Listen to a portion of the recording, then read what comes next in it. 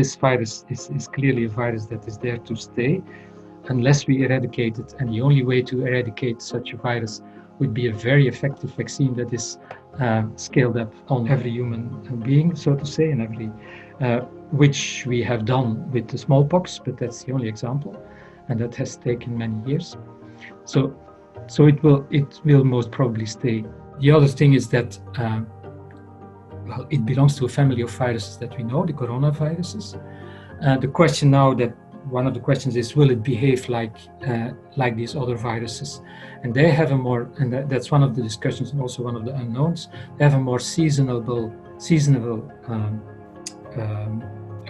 reappearance, so they're more bound to the winter and the spring and the autumn and less in the early summer. But so we will see whether that will have an impact.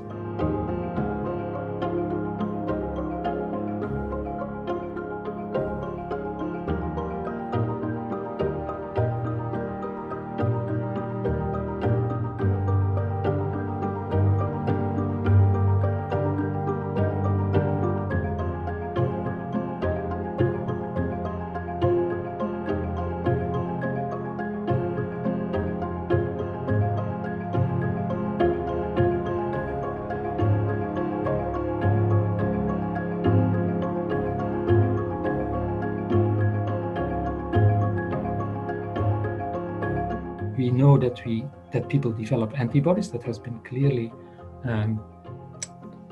shown in the first place in China. But we are not yet sure whether these antibodies or how protective these antibodies are.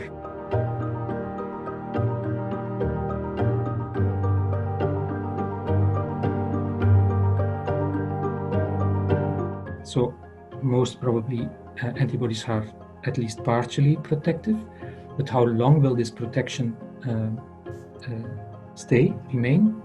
Is it a matter of months or years? So that the epidemiology in the future will depend on that.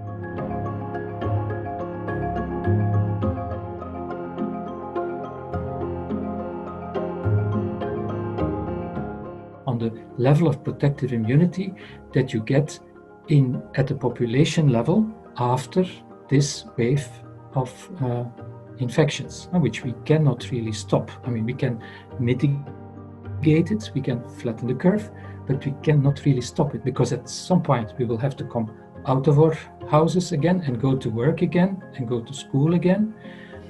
And nobody really knows when this moment is.